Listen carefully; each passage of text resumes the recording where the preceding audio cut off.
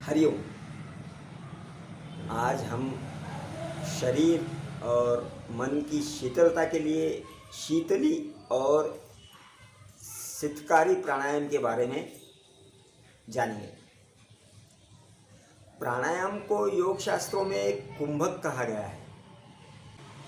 हठ प्रदीपिका में योगा के महत्वपूर्ण ग्रंथ में कुंभक प्राणायाम का सूत्र कुछ इस प्रकार दिया गया है। सूर्य भेदन उज्जाई शीतकारी शीतली तथा भस्त्रिका भ्रामरी मूर्छा प्लाविनी अष्टकुंभिका। हठयोग प्रदीपिका प्रकरण 2 सूत्र 44 और घेरण्य संहिता में भी कुछ इसी प्रकार का सूत्र दिया गया है।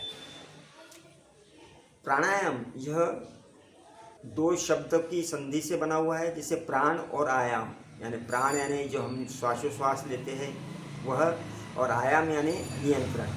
यानी प्राणायाम की प्रक्रिया में हमें प्राणों पर नियंत्रण करना है। काफ़ी महत्वपूर्ण विषय है, इसलिए वीडियो को स्किप न करते हुए पूरा देखने का प्रयत्न करें और इसका लाभ लें।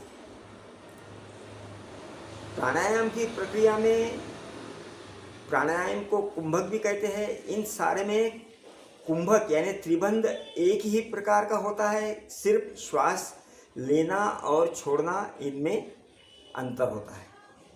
प्राणायाम के अभ्यास के पूर्व हमें पूरक व्यायाम, सूर्य नमस्कार, आसन, कपालभाति, अनुलोम विलोम, नाड़ी शुद्धि आदि सारा अभ्यास कर लेना है। फिर प्राणायाम का अभ्यास हमें करना है।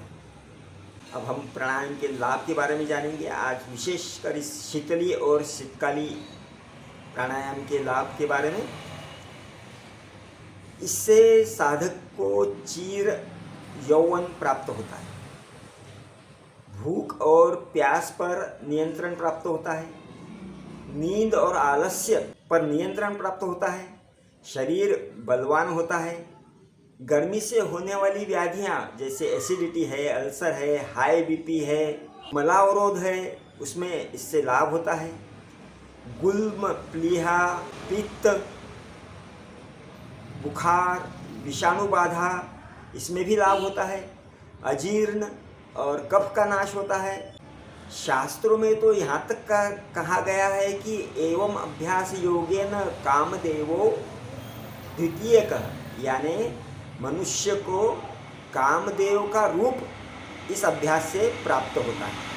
प्राणायाम में कुछ अभ्यास उष्ण प्रभाव वाले होते हैं और कुछ शीतल प्रभाव वाले हैं, जिसमें सूर्य भेदन, उज्जाई, भस्त्रिका यह उष्ण परिणाम वाले हैं, जिनका ग्रीष्म में अभ्यास न करें या कम करें।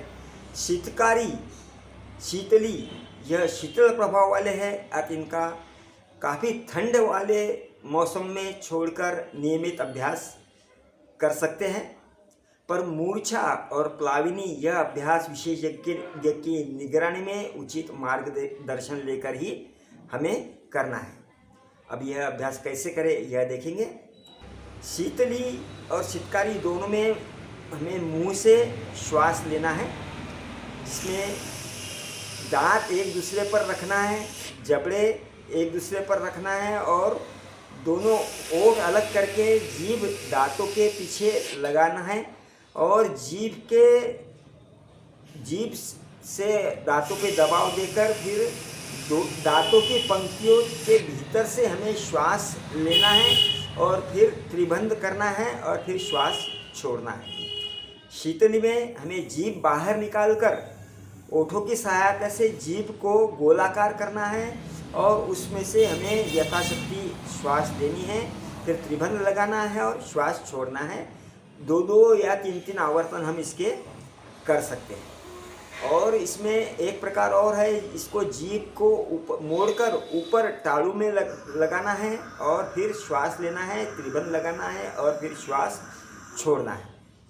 इसमें यह अभ्यास में पद्मासन में करना है। पद्मासन में पीठ सीधी रखे, दृष्टि सामने रखे, आंखें बंद करने का प्रयास करें और उसके बाद में हमें शवासन का अभ्यास करना है। इसलिए यह अभ्यास नियमित अभ्यास में हम सम्मिलित करें। इसी प्रकार के योगा, आयुर्वेद और स्वास्थ्य के टिप्स के लिए हमें फॉलो करें। हरि ओम।